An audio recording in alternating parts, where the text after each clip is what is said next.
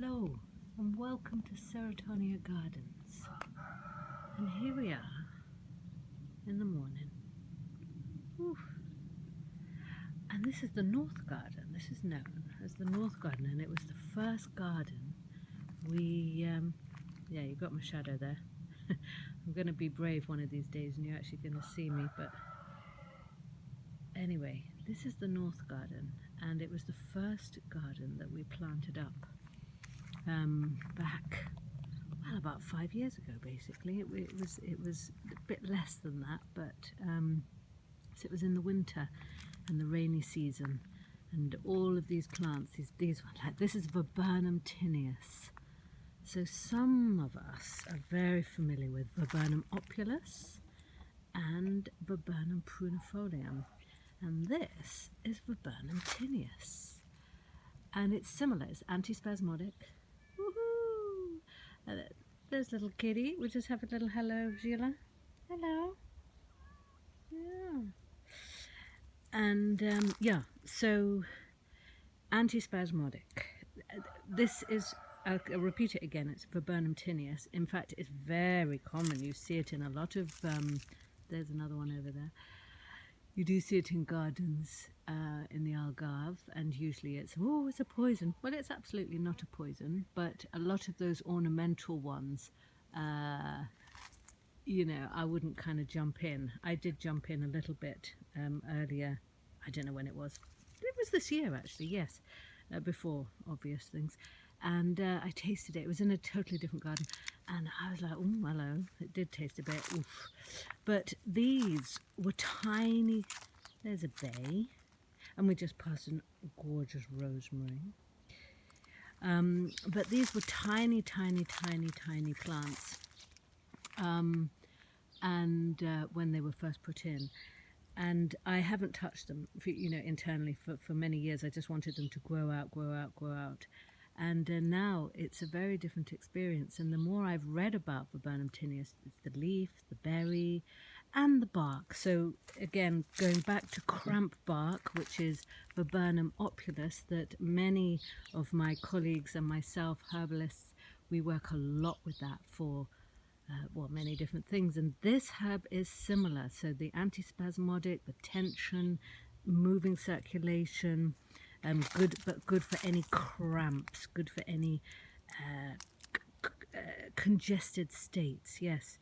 But actually, goodness me, this wasn't completely, of course I want to talk about the herbs that are here and some of the medicinal. There's some geranium, but it was also because I really wanted to maybe take a few videos now of close-ups, of course. I'll always continue to do that. There's a nice sage. There's a lovely sage, actually. She's doing really well there. I think, yeah, I'll talk about sages another day. And there is our lovely African sage that I'm not sure how much you got of my information this year on that, but that will come up again next spring.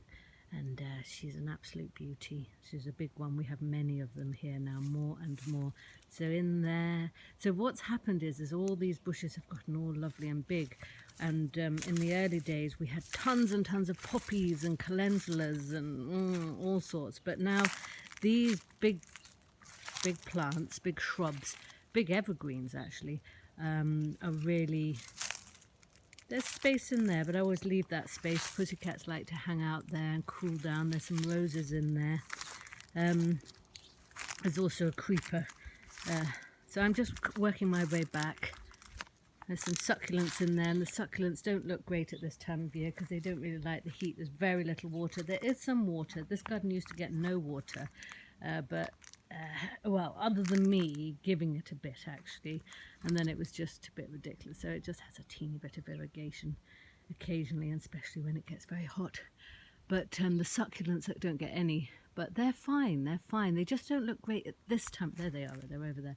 They don't look great at this time of year, and that's the thing with these succulents. There's some more over there. They just kind of close up and keep their reserves.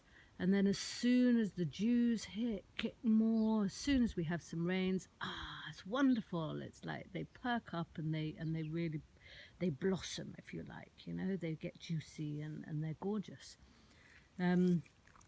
So it's just sometimes you can't have plants looking fabulous all the time. It's just the way it goes. Here's a real lovely one. This is lemon verbena. This is one of those that we just wish we had the because the smell is so good. And this is a great herb, very uplifting, really supportive of the mood. So we've got some roses, and this is a very pretty jasmine. Just give that a bit of support. Ooh. So there's more going on here, but actually I'm seeing the time. Oh my goodness, we're already in 5 minutes. The thing is, there's a lovely carob there at the end, and it just comes swooshing through. There's potentially going to be a lot of changes here in the next year, but I'm going to keep that under my hat for the moment, and we'll certainly come back to that. Yes, and this is the other side of the North Garden. So there's a lovely Helichrysum. That's the Italicum. And more rosemary. This is a lovely jasmine. This is a gorgeous jasmine. And then we've got, this is a tucurum. And we did see a couple of those over on the other side, but a tucurum, which is just lovely and big. And this is another, this is again the same family as rosemary. And there'll be more to say about tucurums another time. I think it's getting a bit dark there. It's only because this is early morning and the sun is different. And that's a Santolina, which is really done. She's flowered and the flowers are now spent. Bit of time over there. So yes, aho to the North Garden. And the car over there, that's the Great Bavara. So yeah. This is what I want to do. I want to give us little movies of some of the different zones in this garden at Ceratonia Gardens. So you've got the North Garden, our first planted garden. Aho.